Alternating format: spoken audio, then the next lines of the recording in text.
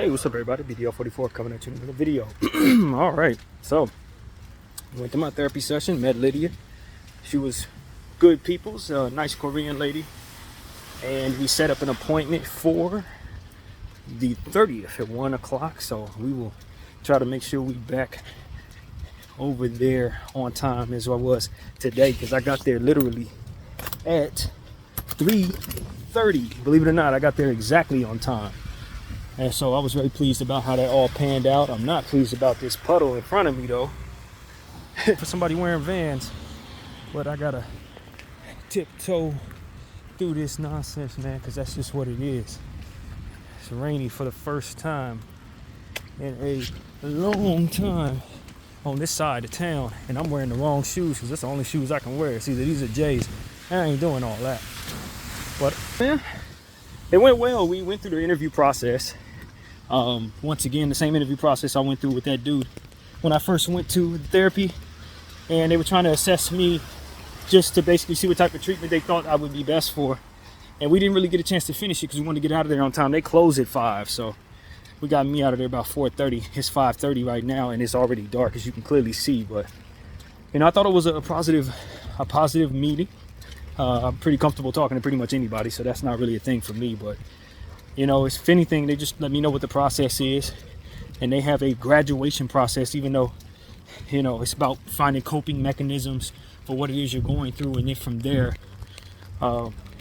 once they think that you have those coping processes in order, they allow you to basically graduate from their program. But you can continue to have therapy with them.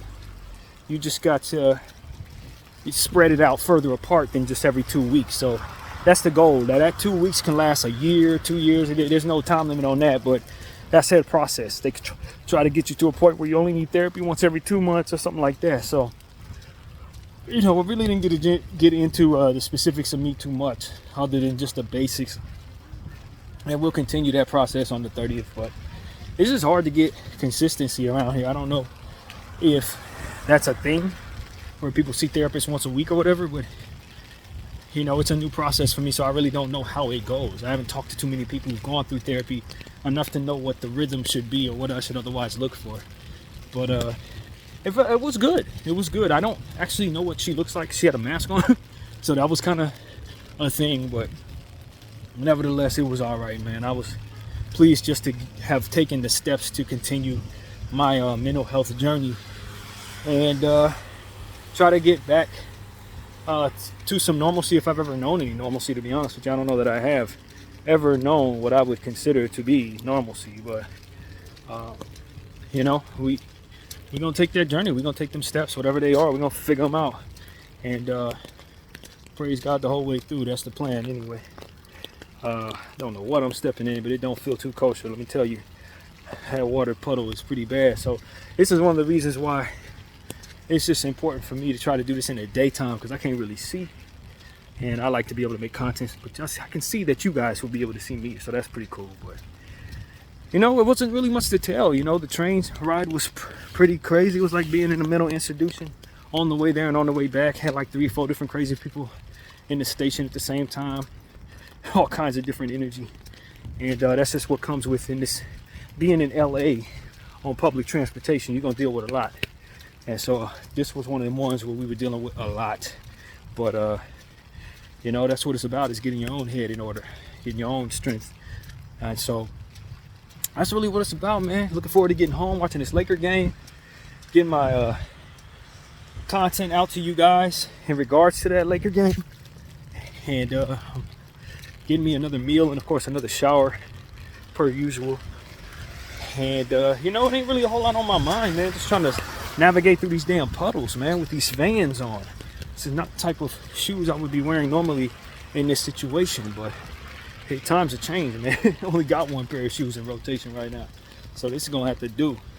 But I'm thankful that God got me through that process. I was looking forward to not having to do this. This was what I was actually anxious about, walking through here in the dark, but it ain't as dark as I thought it would be. It's actually pretty lit up around here, so that's not as big of a problem as I thought it may be. But the fact that it's raining on this day, and it ain't been raining no other day, is really one of the things. But you know, like I told myself when I started it was raining, that wasn't going to stop me from getting my appointment met. This weather wasn't going to be a factor that would determine whether or not I go. I did sign a waiver that allows for me to do phone therapy if for some reason I can't make it, and that was something that I thought I would be able to do without having to sign anything. So if I would have called her and said, hey, can we do this over the phone, it wouldn't have worked until I signed the paperwork that I ultimately signed right today. So I'm glad I did that. That was definitely a positive for my circumstance, given the fact that I could be on the road. Don't know how long I'm gonna be in the area, so at least I'll be able to get my treatment. But you know, I thought it was good. I thought it went well. I liked her personality. She was solid. She seemed really nice, easy to speak with. Seemed like she was tired though. She seemed like she had a feel of the type of personalities that she had dealt with for the day. But overall, I thought she was very patient with me. And when I got there, it was a very loud Korean lady. She was not well at all. She had very severe mental health problems, and she was in there not necessarily in a bad mood. She was in a good mood. She was just super loud. And so that's what I walked into when I got into the lobby, was her going through whatever emotion she was going through for like 20 minutes while I was waiting there. She was there the whole time, just all over the place. One of those severe cases. So that's what kind of scares people away from getting their mental health. It's like you go in there, you see a lady like that, and you think, man, I'm not like this. It's not, I shouldn't be here. But there's a lot of different problems that people have, man. It ain't just the stuff that you know, look at and say, okay, that person's really ill. Sometimes you got people like me who are somewhat ill. You know, we can focus on what we need to do, but a lot of times what we need to do is too difficult for us for whatever is in our head. So I'm not spitting fire and throwing crap around the room, but at the same time, this was necessary. Doing this and getting this done was overly necessary for me. So hopefully this can continue my process. I've already had 4 therapy sessions with Tanya, now 1 with Lydia, and I hope to continue on my journey to make it official in regards to what it is I'm trying to do with that. You know what I mean? It is what it is, man. I ain't walked in the rain in a long time at night. Last time it was raining like this, I had my vehicle. You know what I'm saying? But you know, we adjust. I think the main thing for me is to just finally take care of my mental health so that I can get back on track, whatever that looks like for me. And for all the things that I do, I should be able to make a way for myself, make a means for myself, become more of a provider than I ever have before. And it's all going to be through what it is I do creatively. If I can make a way, I will. If not, then I'll be patient with God and see what He does want to do with me. But you know, I am definitely open to making some decisions that maybe I was afraid to make, or rather was hesitant to make, however I would define that. Now, on this side of town, with some of these things that I've been through. It's funny because the last assessment that I had, where they were asking me these same questions, a lot has happened since July. And that's what I was explaining to Lydia, like, the person I was in July is not exactly the person I am right now. It really ain't. It feels like it's been a year since that. I feel like it's been a year since I got on this side of town back in September. So you know, July I feel like a long time ago. July was before some of the court stuff that ultimately the eviction was about. For the U-Haul moment where I finally got behind the wheel again, and then started going through the process of having my stuff on this side of town, having to put it under the stairs. Like, a lot of that stuff probably needed therapy for that. Being homeless and identifying as homeless, all the different things that I've gone through in North Hollywood needed its own set of therapy. So it's like, since that last assessment, I can tell you, and she asked me how I've been doing as far as how am I handling it. I think I'm handling everything very well. I mean, given the circumstances of what my parameters have been, obviously very well means to get myself out of the situation, but based on what it is I'm used to, I think I've done a good job. Based on what it is that my problem is, I've been taking care of myself. So, you know, as far as I can tell, there ain't a whole lot to complain about in that regard. It's just about continuing on the process of adjusting to what's on this side of town, as I've been saying, what the new system is, and And I didn't get a chance to talk to her about my situation, my personal stuff with Kay, but I think the therapy session that I made last kind of sums up what I want to feel at all times. Just as a fluid, comfortable idea about how I don't necessarily blame her for what she did, but I have a right to feel the way I feel about what she did as it pertains to how it's personalized or pointed at me. But I am, separating that to say that I'm proud of her for making the decision that she felt she needed to make for her mental health and for the positivity she's on the path to find. And if she defines me as someone who's negative, then I've always encouraged her to get negative people out of her life. So if I'm that person, she gotta do what she gotta do. And that's how you remove yourself and your feelings and your ego from the circumstance and just say, she's growing in the way that I was hoping she would. I don't know that she felt strong enough to tell me not to be in her inbox.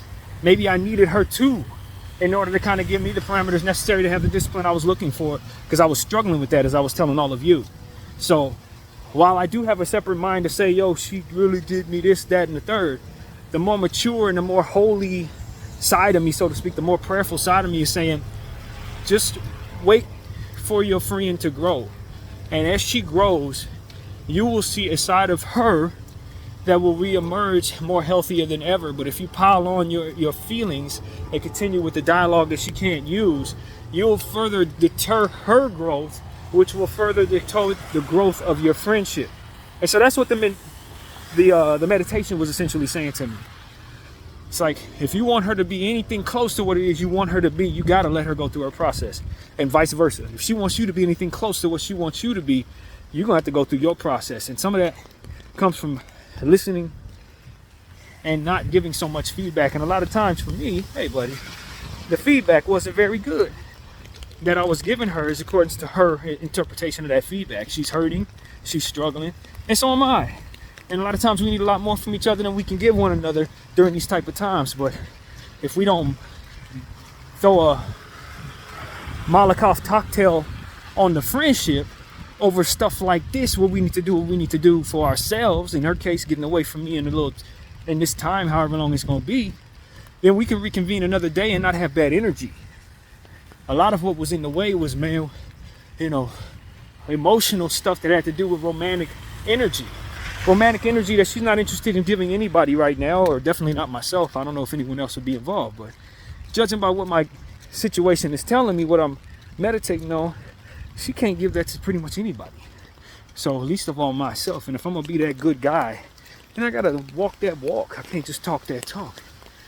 And so that's really what it is for me. It's just getting out of my own way, getting out of her way, letting the Lord instill in me a certain level of trust for him, so that he can make me better. And if she's going to do things that pile up bad karma against me, then it's going to be while I'm being a good person, not while I'm being in my own head or immature about what she's doing. And so that's how I look at it. If you're going to look at it and say she did you wrong, then you got to look at it and say, well, doing her wrong ain't going to make it right. Blasting her on this camera and saying she's a horrible person ain't going to make her love you no more or less. No more, that is. So for me, it's like, I know that she's going through something. I also know she's fighting demons. And I remember how it was when I was 27, 28, 29, 30, 37, well past this time, fighting demons. Straight up. I know how that feels. So I can't act like I'm so far away from what it is to understand at least the most basic aspect of the fight that she may be in as she battles her emotions and her struggles, whatever they may be. And when you try to connect with somebody that doesn't get it, or you define as they don't get it, it can be frustrating, especially if they're already perturbed with you in the most recent times, for which I was, for what happened there. I didn't react well to that, so she's probably still reeling off of that in regards to my name. He tripped on me last time. So I get it. And I have to remember, she reached out to me independent of that to see how I was doing and to share how she was doing it. One of the things I don't often do is ask her how she's doing. It's because I don't think she wants to communicate. But one of the things that she did in that same conversation was thank me for asking. So it's like, this is somebody who was just a couple of days ago looking for your attention, and then the attention that you gave her wasn't the attention she wanted. So you got to look at it like you gave her what you had, she gave you what she had, and if she wants to come back around, you want to have something good for her, just like vice versa. When she comes back around, she's hopeful I don't cuss her out for leaving. You know what I mean? And so maybe that'll keep her from reaching out. But that type of energy ain't here. Not if I'm doing what I'm supposed to be doing. Just like I told y'all last time. When she was struggling with her faith, as somebody who claims to care about her, the best thing I could do is pray for her and not judge her or hold a persecution against her. Now, I could separately in that same breath say, yo, you need to treat me better and demand that. And I do.